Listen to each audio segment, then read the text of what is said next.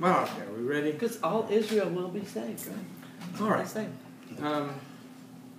Dot last week asked a question about a scripture in Amos. It was Amos 5:26 actually.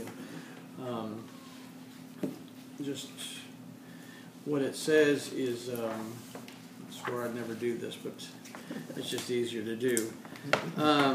You have borne the tabernacle of your Molech, and the chiyun of your images, the star of your God, which you have made to yourselves.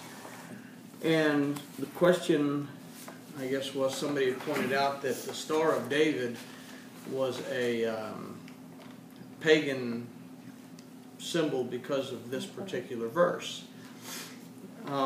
First of all, the star in this verse has nothing to do with the Star of David. The word kakob doesn't mean star, it means like a personification.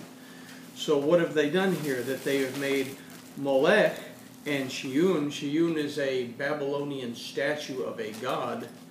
They have made it a personification, an image or a personification of their gods, which they have made themselves. So it's talking about the idolatry that was gripping Israel and at this particular time, and the captivity that would actually ensue because of it. But that being said, I wanted to talk a little bit about the Star of David. You can go online and you can read all kinds of horror stories about how this is an occult symbol and how it was used by sorcerers to summon the demon god Trude and all kinds of things. And when we ask ourselves, how did it get to this point? Because, that's just a little piece of the story. But we've learned that if we're going to have the truth, we have to have emet. We have to have the beginning, the middle, and the end of the story in order to be able to make a proper decision on what we're going to do. So we consider that, first of all, we're going to take just a real quick, brief look. And this is kind of a topical study, but it's important nonetheless because we have the Star of David. It is flying on the flag in Israel, and we keep it something very near and dear to our hearts. Why would we have something that was pagan in origin near to our hearts? Let's consider that prior to King David, this emblem did not appear anywhere. First of all. Is that in our notes? Huh? Is that in our notes? No, this is like extra, but Okay. you'll see it from the notes. I mean, prior to David, this star did not appear anywhere. Now, rumor has it that Solomon got the star from the pagan practices of his wife. Okay? And after Solomon died, the star was there with Judaism, and what happened? After Solomon died, the Assyrians came in. And the Assyrians came in and they pretty much enslaved the entire northern kingdom, and they exiled them. But in the process of doing that, we're looking at a period of time that lasted quite a bit of time, almost 200 years, that a lot of the culture of the Jews was absorbed into the Assyrian culture, okay? So we have this alleged pagan star that Solomon got from his concubines, his wives, that when he turned to idolatry, and well, now this alleged pagan star that Solomon got is now being used by the Assyrians within their worship practices. Okay, it's been integrated somehow, some way. So what happens? Along comes Babylon. And what happens? Babylon defeats Assyria. Babylon picks up a lot of the things that the Assyrians have picked up from the Jews. And this star, as we will see here in a few minutes from some of these notes, that this star is transferred into Babylonian belief. So now we have this pagan symbol that Solomon got from one of his pagan wives that went to Assyria. And they used this pagan symbol. And now Babylon has used this pagan symbol. And what happens? Well, along comes Persia. And Persia defeats Babylon. And the same thing happens. It keeps trickling. Along comes Alexander. Alexander defeats Israel, takes over Israel and Judah. Alexander also has kingdoms as far as the Hindu Kush. So where's the symbol going now? It's going all over the world. Okay? This pagan symbol that Solomon got from his wives is now all over the world. What happens? Rome defeats Greece. So, is it a pagan symbol? We simply have the middle part of the story. We don't even have the beginning part of the story. We've kind of briefly glanced at the end part, but without the middle part, we can't get a true idea of what the end is. So we can't jump to conclusions. Now, we see the Star of David, the primary modern emblem of the Jewish religion. It says it came to be a matter of some debate. Legend has it that it was used by King David, hence the Magen David, the shield of David. Now it says that it wasn't specifically associated with the faith until the Middle Ages, when it began to appear on flags and tombstones and synagogue decorations. It says it influenced the thought in Kabbalah. But What is that? the Kabbalah is a type of Jewish. it's a type of Jewish mysticism that Okay, that's what I thought. we shouldn't get into until we're well versed in other things so that we can understand it. But anyway, That's what I thought. so there was a whole bunch of controversy over it. This is just a picture of Solomon's knot, and I'm not going to say a whole lot about it other than they say that the Star of David came from this, but it's speculation. Now below is, and on the next page, are some of the symbols associated with the Hindu point of view. We say that when Alexander got a hold of it, it went everywhere. Now, we go down, and it's the hexagram again, the Star of David. Now, this time it's called the Seal of Solomon, which, okay, well, that confirms what we just talked about, Solomon having gotten it and running it around. It's a six-pointed star composed of two overlapping triangles, found in use today in a number of faiths and cultures. The hexagram is associated with the biblical Solomon, best known as the Star of David in the Jewish religion. The Seal of Solomon. Now, here is where it starts to get weird. In ritual magic, the hexagon is called the Seal of Solomon, and it represents divine union being composed of female and male components. It talks about a magic ring that's around it, that it's associated with some things in Hindu religion, Hindu mythology, and Hindu mysticism. Represents the Shiva Kona and the female, and the god Shiva and the male, or in the... I'll get it in a minute. It represents the male and female aspects. Anyway. And that takes us to the next star. The pentagram, the five-pointed star. Now, the Star of David is a six-pointed star. What does it have to do with the pentagram? It's commonly associated with Wicca, ritual magic, Satanism, and Masonry. The pentagram has a long and complex symbol as a religious symbol, found scrolls in caves of where? Ancient Babylonia. The five-pointed star was copied from the star-shaped pattern formed by the travels of the planet Venus. The emblem remained popular throughout the many cultures and time periods. The word Chiyun in that verse in Amos actually means the planet Saturn.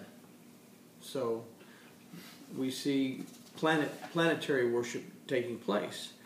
Now, this emblem remained popular throughout the many cultures and time periods. It was called the Pentalpha by the Greeks, who believed it had magical properties. And for a time, a pentagram was the official seal of the city of Jerusalem. And with that, we still pause for station identification. Now, in later times, the pentagram we used to symbolize the five wounds of Christ by Christians. It figured heavily in symbolic Arthurian romances in medieval times and all that wonderful stuff that came from that time period. Through the Middle Ages and the Renaissance, the pentagram was commonly used, ironically, as a charm against witches and demons, like other protective knots, and we saw one of those knots in Solomon's knots. But it was considered only to be effective if it was drawn perfectly. It wasn't until the 20th century that the pentagram became associated with Satanism, probably due to misunderstanding of symbols used in or by ceremonial magicians. There's other stuff to read there. Now, that being said about the star, the menorah. Prior to David, the menorah was what identified Israel. The menorah is one of the oldest symbols of Jewish faith. The seven-branched candelabra probably originated as a version of, here we go, the Babylonian world tree. The number 7 is a repeating sacred motif in Judaism's parent religion. And the 7 arms likely represent the 7 days of creation and the 7 visible planets. Now this is interesting. Curiously, the name given to the central light is Shamash, the name of the Babylonian sun god who is related to a similar ancient symbol. Okay. Now we look at chronology.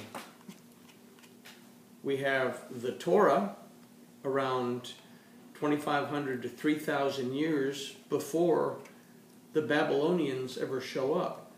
During the time of the Torah, the Babylonians weren't actually the Babylonians. They were a mixture of Sumerians, Phoenicians, and Chaldeans. They weren't even a people at this time. The Torah, written in Proto-Hebrew at that particular time, spells out the word Shamash, a Hebrew word for helper, elder, one who takes care of things. Okay? So, did Judaism get it from Babylon, or did Babylon get it from Judaism based on historical records? Okay? Makes you wonder. Now, the menorah was the most important ritual object in the Temple of Jerusalem until it was stolen by the Romans in the sack of the temple in 70. According to tradition, during the rededication of the temple in the 2nd century after Greek invasion and desecration, the lamps burned for 8 days, and thus we get the Hanukkah. Now, the Messianic seal. You know, we see it as something that's kind of unique. This particular seal showed up in the 1st century, around between 30s when it started to show up. What does it have? We have 1, 2, 2, 3, we have a menorah, the representation of the Jewish believers in Yeshua HaMashiach, and we have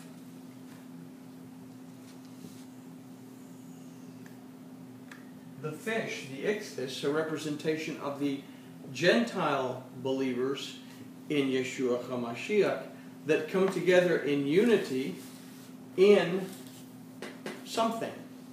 Okay? What do we come together in unity of? Jewish and Gentile. What is the unity that we see? No, before we go any further, Gentiles, are you saying people that are non-Jews? I'm talking about non-Jews. We had, Because Gentiles, I mean, Muslims could be considered Gentiles. People that absolutely do not believe in Yahweh. But I'm talking about back in the first century. In the first century, we didn't have Muslims yet. We didn't have Muslims until 500 years later. Right. Okay. With Muhammad. I'm just saying that Jews and Gentiles, the book of Acts, found a common purpose in something. And what they found a common purpose was in the house of David, who was who? Where did the promise of God, where was the promise of God going to come from? The house of David. Mm-hmm. Who was the promise of God? Yeah. Jesus. Okay, Yeshua. Yeah. So that those who believe and receive would be given the authority to be called the children of God. Paul says that we could cry out, Abba. Okay, if we call out Ab, we cry out Father, what are we doing? We are in the house of Yahweh Elohim. Okay? So we keep this in mind. Now, this isn't the main emphasis of things, but I want us to keep in mind the centerpiece, the house of David. Okay? Now, this symbol today has been adopted by Messianic groups. It has been adopted by the Netzarim, and back in the day, it was considered the mark of the Netzarim. And there's some photographs of some very old doodads in which this thing appears. The next page is just the Messianic star, but something else that we need to look at now in order to understand this and understand where the star originated, where to get the beginning of the story, is in this word.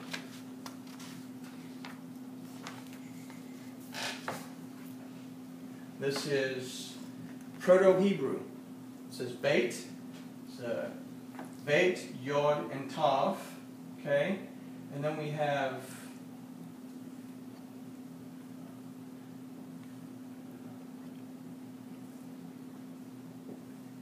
David. David. This is Proto-Hebrew. Okay? This right here is the house of David. And what was done during David's time was in order to know that it was from David, and in order to basically see his signet, what they did is they took both of these dallets and they took them and they placed them one on top of the other. Okay? It's not the shield of David, it's the house of David. The shield of David,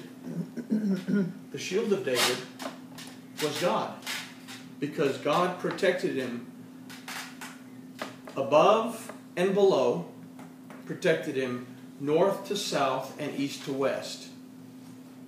Okay? Now, it was the sign of David that became this particular sign, what we call the Star of David, around the 10th century BC, well prior to the Assyrians showing up, the Babylonians showing up, the Persians showing up, or any of them showing up. Solomon adopted the seal of his father, the house of David, into his household. He didn't get it from his wives. His wives got it from him. And they began the distortion of the house of David. The house of David, after Solomon, broke up into two parts. And that distortion of the house of David continued until Yeshua came to restore the house of David. And we are restored through the house of David. It's not a pagan symbol. It's not an occultic symbol. It is the symbol of God's promise to us that would come through the house of David. And that's all it is. But it's also a symbol that when we look at it reminds us of where we came from and who we are. This symbol, like the Jewish people, was marked for destruction, and it survived the Assyrian Empire, the Babylonian Empire, the Persian Empire, the Greeks, the Romans. It survived Islam. It survived Christianity. It survived Hitler. And in 1948, it was chosen over the menorah to show this is the house of David, and we're still alive today. And that's pretty much tonight's lesson. I just wanted to clarify that. We can't simply make assumptions on things. We've got to get all aspects of the story in order to understand. And this is just a big part of it. Any questions on any of this stuff? Good to know. I feel like we've gone too fast. It's like, wait a minute. Yeah. It's really good to know this. This is beautiful. That right there, the Messianic symbol. Yeah.